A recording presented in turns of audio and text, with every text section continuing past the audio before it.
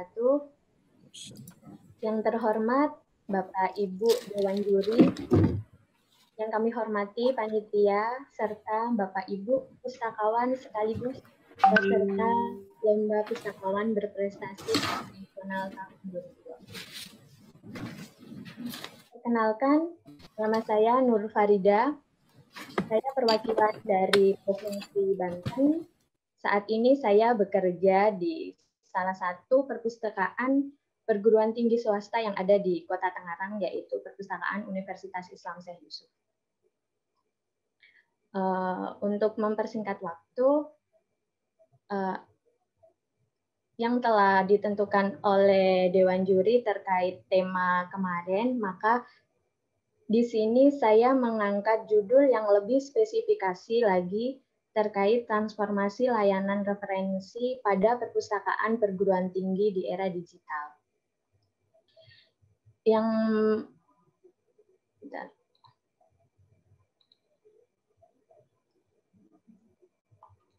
Yang melatar belakangi judul saya, yaitu yang pertama, pertumbuhan koleksi digital secara masif. Di sini tidak dipungkiri bahwa pertumbuhan koleksi dengan format digital ini semakin pesat. Ini ditandai juga banyaknya vendor ataupun distributor database e-jurnal ataupun e-book yang menawarkan jasanya ke kampus kami, seperti itu.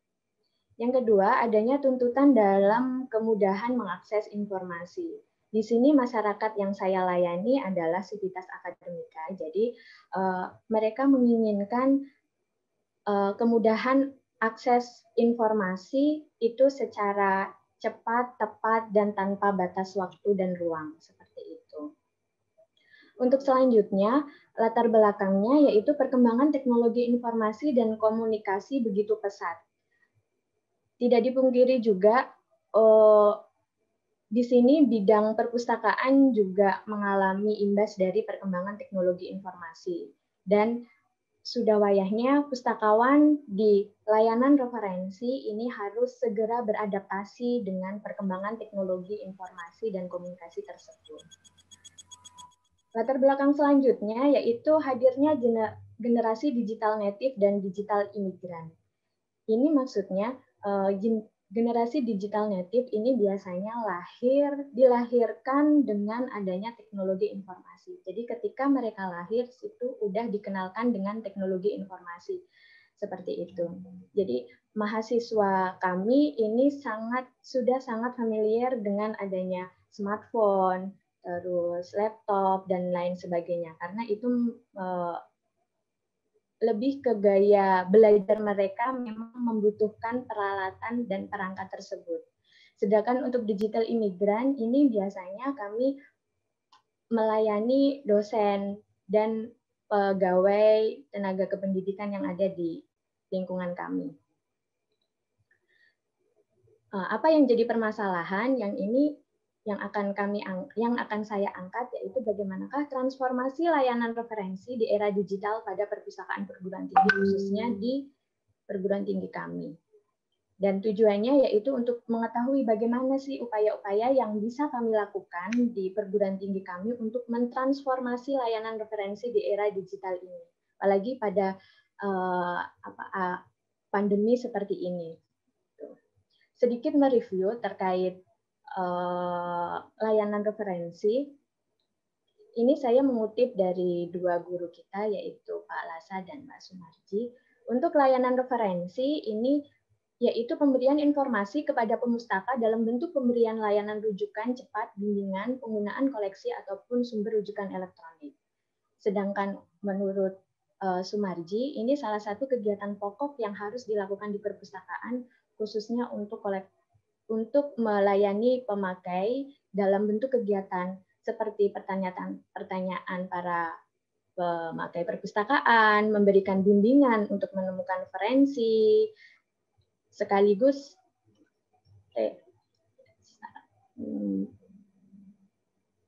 bentar Bapak Ibu. Nah, untuk selanjutnya terkait jenis koleksi referensi yang kami hadirkan di perpustakaan kami, ini kami bagi menjadi 5, yaitu menurut sifat informasinya, menurut media penyajiannya, menurut jenis isi informasi yang dibutuhkan, menurut akses ke informasi dan penerbitan pemerintah. Biasanya yang sering dipakai dan dimanfaatkan oleh Civitas Akademika itu untuk dewasa ini lebih ke menurut akses ke informasinya, seperti itu. Jadi di sini mereka, karena masa pandemi ini, mereka menginginkan informasi ataupun referensi ini bisa diakses dari rumah, seperti itu. Sedangkan untuk jenis layanan referensi ini ada 3. Sebenarnya kalau di penerapannya ini bisa dijadikan 1, yaitu layanan informasi, ada layanan pembelajaran dan bimbingan. Nah, di sini kami sudah mulai menggunakan layanan online karena memang kami harus WFO dan WFH seperti itu, bisa menggunakan sosial media yang kami buat dan ataupun WA ataupun call ke admin kami, seperti itu. Selanjutnya, transformasi layanan ke digital. Ini paradigma dulu. Untuk layanan referensi, ini lebih ke koleksi fisik, koleksinya berbentuk fisik, terus membutuhkan ruang yang besar, SDM yang lumayan banyak, anggaran tidak begitu besar, terus keterbatasan dalam akses informasi, informasi yang didapatkan tidak real time, teknologi hanya dibutuhkan untuk keperluan administrasi saja. Sedangkan ketika kita bertransformasi ke layanan digital gitu, koleksi lebih dominan koleksi digital. Tidak perlu ruang besar, minim SDM karena mengingat di perpustakaan kami hanya ada 2 pustakawan dan 1 tenaga IT saja. Dan kami harus melayani kurang lebih 5.000 mahasiswa. Seperti itu. Jadi kami mengambil langkah 1.000 untuk bagaimana konsep dari layanan klasik ke layanan digital itu segera terrealisasikan. Salah satunya juga dengan minimnya SDM yang ada di perpustakaan kami.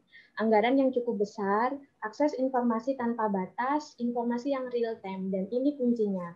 Teknologi adalah kunci, seperti itu. Jadi ketika kita sudah beralih ke layanan dalam bentuk digital, bertransformasi, yang harus kita perhatikan masalah teknologi, seperti itu. Di sini, apa sih yang harus dilakukan pustakawan untuk bertransformasi ke layanan referensi ke layanan digital? Ini ada 8 cara yang bisa kami lakukan dan mungkin nanti konsep ini bisa diterapkan di tempat Bapak Ibu. Seperti itu. Yang pertama yaitu mereview RKAT dan mendesain ulang ajuan koleksi referensi. Seperti kita ketahui ketika kita membuat RKAT, hal-hal apa saja yang harus kita ajukan itu seharusnya kita analisis, seperti keterbutuhan terkait koleksi referensi, seperti itu. Terus yang kedua, ini kami berusaha meningkatkan keterampilan dan menggunakan teknologi informasi dan komunikasi. Di sini kami harus hidup berdampingan dengan hadirnya teknologi informasi di perpustakaan. Jadi sama-sama belajar dengan tenaga IT, kami yang membuat konsep untuk bagaimana sih perpustakaan, mendesain perpustakaan agar bisa diakses oleh orang luar.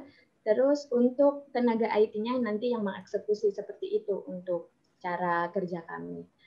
Kemudian meningkatkan kompetensi pustakawan. Di sini kami sering mengikuti seminar, mengikuti workshop, mengikuti FGD, baik itu dalam bentuk FGD komunitas ataupun forum-forum ilmiah seperti itu. Yang keempat, ini kami berharap memotivasi pada diri kami sendiri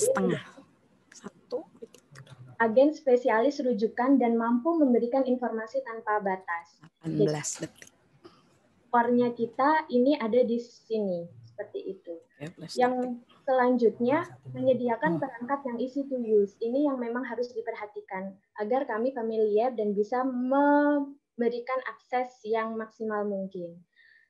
Selanjutnya, yaitu kami gencar melakukan user edukasi dan promosi produk baru di perpustakaan. Ini kami lakukan ketika PKKMB seperti itu. Kurang lebih 2 jam kami mengekspos terkait apa saja sih produk-produk yang ada di perpustakaan dan layanan-layanan terkait yang ada di perpustakaan. Selanjutnya, bekerja sama atau bermitra tanpa batas. Di sini kami bisa melakukan konsorsium seperti itu dengan perguruan tinggi yang lainnya, biar meminimalisir anggaran seperti itu. Di samping kita melanggan rutin jurnal yang dibutuhkan. Yang terakhir, kami bermotivasi untuk bertransformasi ke pustakawan digital. Ibarat kata robot, kita bisa ngapain saja dimanapun kita berada, apapun apa tuntutan dari pengguna, sivitas masyarakat, sivitas akademika, kami siap melayani seperti itu. Untuk kesimpulannya, perpustakaan saat ini untuk pelayanannya lebih dititik beratkan pada sistem temu kembali informasi secara elektronik. Penerapan teknologi informasi dengan sistem jaringan perpustakaan menunjukkan bahwa begitu banyak kemudahan yang diberikan kepada pengguna untuk mengakses informasi secara digital. Dewasa ini layanan referensi harus menyesuaikan dengan kebutuhan siswa. Seyogianya layanan referensi bisa memberikan informasi secara akurat dan relevan. Waktunya, Bu. Terima kasih penjelasan dari kami. Apabila kurang lebihnya kami mohon maaf yang sebesar-besarnya. Wassalamualaikum warahmatullahi wabarakatuh. Salam literasi. Waalaikumsalam.